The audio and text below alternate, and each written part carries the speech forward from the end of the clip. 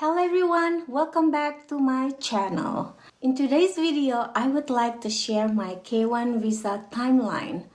Completing the K1 visa process will allow the fiancé of a US citizen to come to the USA. Then, they must get married in the USA within 90 days of arrival. Also, many recommend applying for a green card soon after marriage. Today, I'm going to share with you step by step my journey starting with K1 visa application to receiving my K1 visa. Surprisingly, it took about 10 months to receive my K1 visa. It's kind of a long process, so without further ado, let's get started. The first step, are you eligible for a K1 visa? The first step in the K1 visa process is to make sure that you are eligible for a K1 visa. You may file this petition if you are a US citizen, the petitioner. In my case, I am the beneficiary and my husband is the petitioner. Then, you and your fiancé are legally free to marry and intend to marry within 90 days of your beneficiary arrival to the United States. And the third, you and your fiancé have met in person within the last 2 years. The second step, this is my K1 visa timeline. July 1st, 2020, my husband, as the petitioner, filed the I-129F, the petition for alien fiancé. Then, July 3rd, 2020, he received the email confirmation from USCIS stating they have received our application. This is the email confirmation that the USCIS received from I-129F.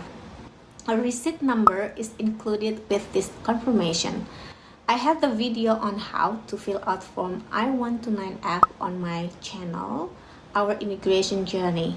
Watching this video will help you to fill out the Form I-129F. The video on how to organize your K1 visa application is also recommended. It includes checklists, tips, and all the documents you will need to attach with your application. Such documents include US citizen petitioner's passport copy, the statement letters from both stating that you and your fiancé intend to marry each other within 90 days. Photographs together, travel itinerary, flight tickets, hotel reservations, and all of this to prove the physical meeting, and many others. November 13, 2020, I received an email from a U.S. Embassy Jakarta. Jakarta is the capital of Indonesia. In this case, the U.S. Embassy contacting you will be based on the country you live in. This email consists of frequently asked questions. Also, the email gives instruction regarding online appointment for the interview, how to reschedule, how to retrieve passport. Honestly, I received this email before my K1 visa application approval. I don't know why I received this email first. On March 23rd, 2021, I received a I-797 notice of action. This was an approval notice. Once you get your approval notice, you are going to shout it loudly, jumping up because you are so happy after waiting for such a long time. In my case, it took about 6 months for I-129F petition approval notice. I remember I was on the phone with my husband, he was my fiancé at that time, and suddenly there was a notification on my phone from USCIS stating our I-129F case had been approved. Wow! Please note, you need to save the I-797 notice of action for your adjustment of status application to get your green card after marriage. Let me show you how my NOA notice of action looks like. The I-797 notice of action states the above petition has been approved. We have sent the original visa petition to the Department of State National Visa Center, NVC. The USCIS has completed all action.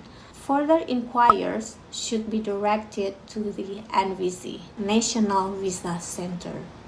So in this case, USCIS has done with this application, and now the visa process is handled by the NVC, National Visa Center.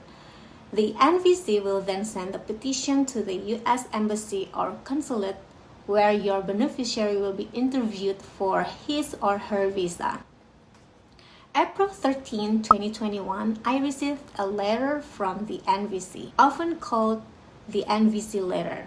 This is a copy of the NVC Letter I've received.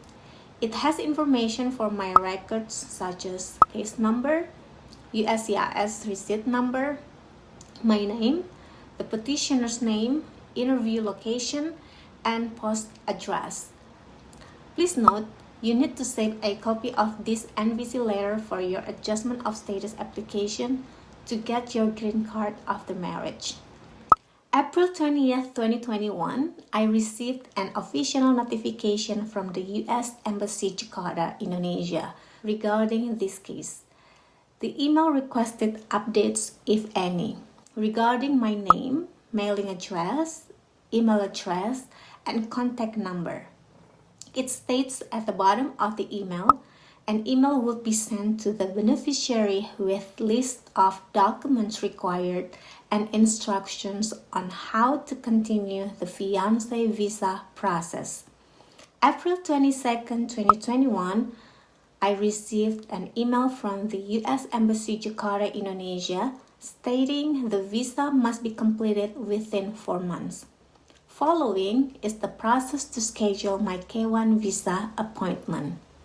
In the letter states that to schedule K1 visa appointment, applicants must have the following information and documents available.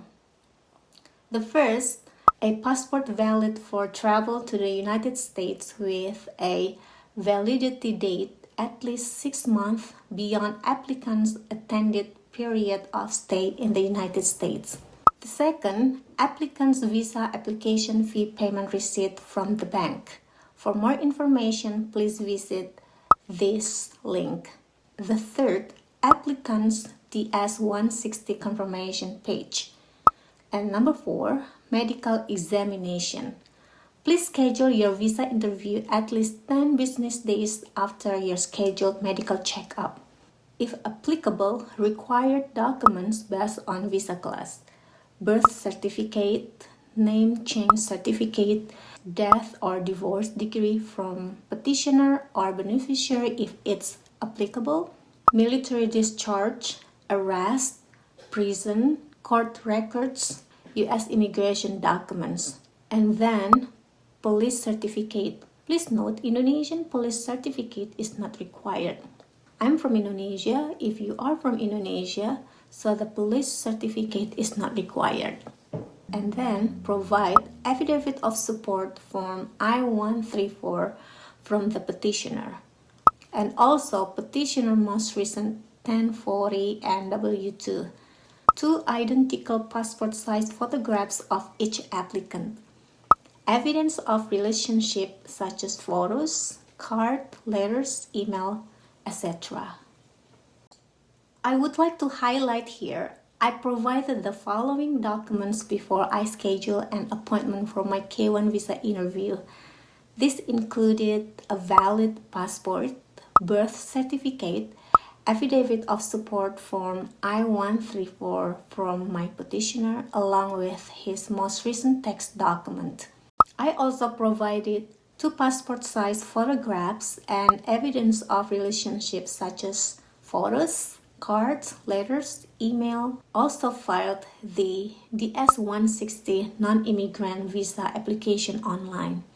Pay the fee, receive the required medical examination. Regarding the medical examination process, the medical exam must be from an embassy-approved doctor. All the results of the medical exam are sent directly to the U.S. Embassy Jakarta, and I will not receive the result. Only a notification the result have been sent to the U.S. Embassy will be received. It took about a month to provide every document needed before I scheduled my interview. May 25th, 2021, I scheduled my K1 visa interview online. I received an appointment confirmation via email and printed the confirmation. I also brought this on my interview. Some question I remember they're asking about: how did I meet my fiance? When did my fiance visit my country? When did we get engaged? How did we communicate? And many other questions. The interviewer approved my K1 visa at the meeting. He kept my passport for my K1 visa document process. Then a few days later, the U.S. Embassy sent an email notifying me my passport along with important documents were ready to pick up. At the time, I could choose to pick up the documents at the U.S. Embassy or have them mailed to me. A note here: there was a sealed envelope that you are not allowed to open. That document will be given to the immigration officer at the U.S. airport. So guys, that's all about my K1 visa timeline. It's kind of a long process, but actually everyone has different experiences on their K1 visa process. I'm not really sure if the requirement has changed or if every country has the same rules.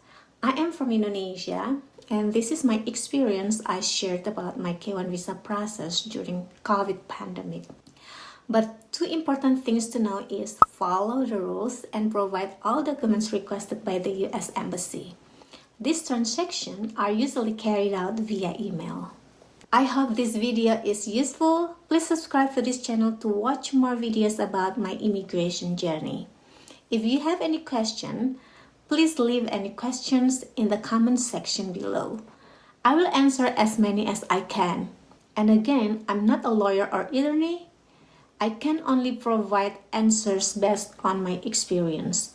For difficult question, I suggest asking an experienced immigration attorney. So, thanks for watching. I wish the best for your K1 visa process and we'll see you again in the next one. Goodbye.